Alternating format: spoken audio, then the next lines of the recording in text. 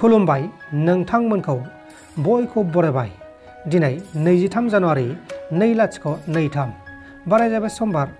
फैदो दिननि खौरांफोरखौ बेखेवनोसै। मानसि गबोदों।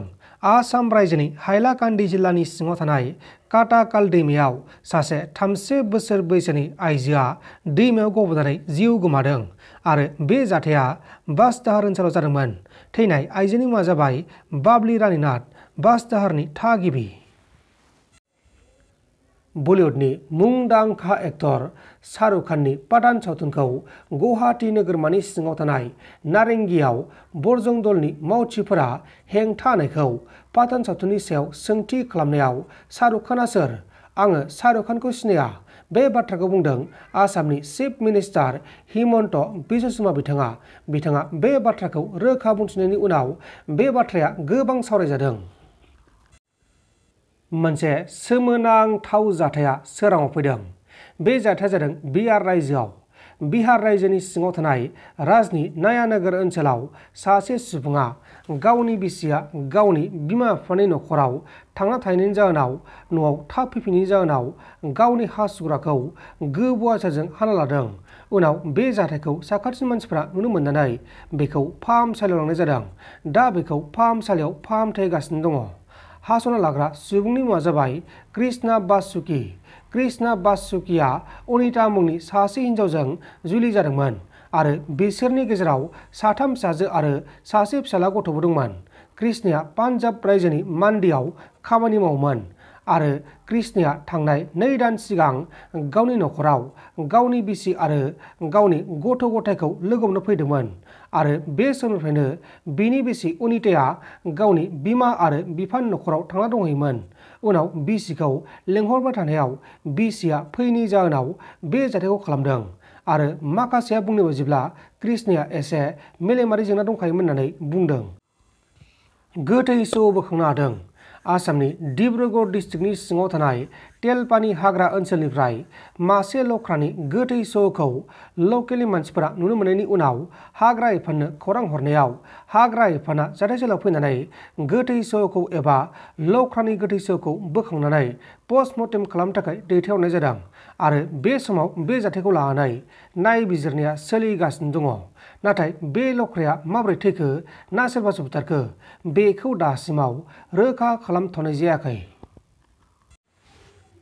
गुवाहाटी नोगोरमानि सिङाव थानाय बरागाव ओनसोलाव सासे बर' सुबुङा आन्दायनानै गोमाना दंफैयो।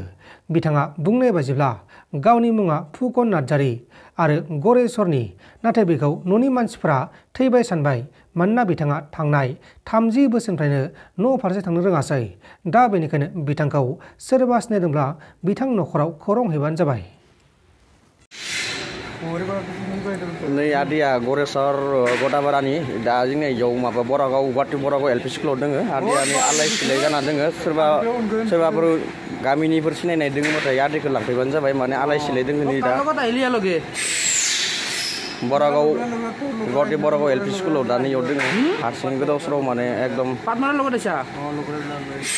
थाम्फै अरजानानै दोङो नै। क'क्राझारनि RNB सिभिल फाहामसालिया बबे लामाजों थांगासिनो दङ?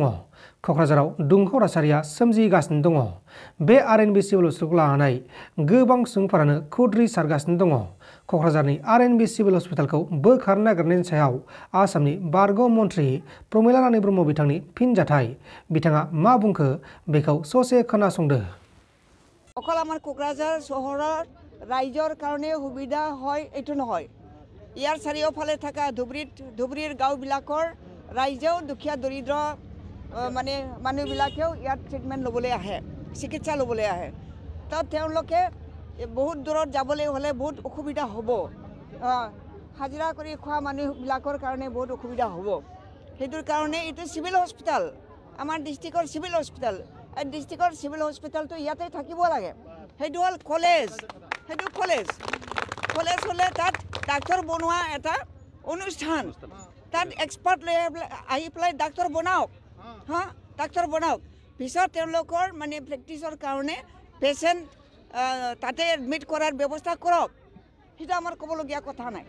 তেওঁলোকৰ ডাক্তৰবিলাকৰ নতুন নতুন ডাক্তারবিলাকৰ প্ৰেক্টিছৰ কাৰণে মানে তাত পেচেণ্টৰ দৰকাৰ আছে তাৰ কাৰণে ব্যৱস্থা কৰক হা আমাৰ আগৰ চৰকাৰে এইটো আমাৰ সিভিল হস্পিটেল হিচাপে ইয়াত আমাক দিছে আৰু এইটো কলেজত গোটেই ইয়াৰ ইনফ্ৰাষ্ট্ৰাকচাৰ লৈ যাব লাগে সেইটো কথা হ'বই নোৱাৰে मोनसे गिख्रंथाव लामानि जाब्रबथाय जादों आसामनि धुबुरी डिस्ट्रिक्टनि सिङाव थानाय तामारहाट ओनसोलनि हाथिदुरियाव गिख्रंथाव लामानि जाब्रबथाय जानानै सा 7 फरायसाफोरा गोब्राब जोखोम जादों आरो बे जाथाया गंसे ट'ट' गारिजों आरो गंसे बाइकजों सौग्रावनानै जाब्रबथाय जानानै बे जाथाया जादों बे समाव जोखोम जानायफोरखौ फाहामसालियाव फाहामथाय होगासिनो दङ नोंथांमोन दासिमनि माखासे खौरांफोरा बेखिनिनोमोन बेखिनिसिम नायनायनि थाखाय नोंथांमोननिसिम रोजा रोजा साबायखर गोजोन्थों एसेनोसै जै बर' हारिनि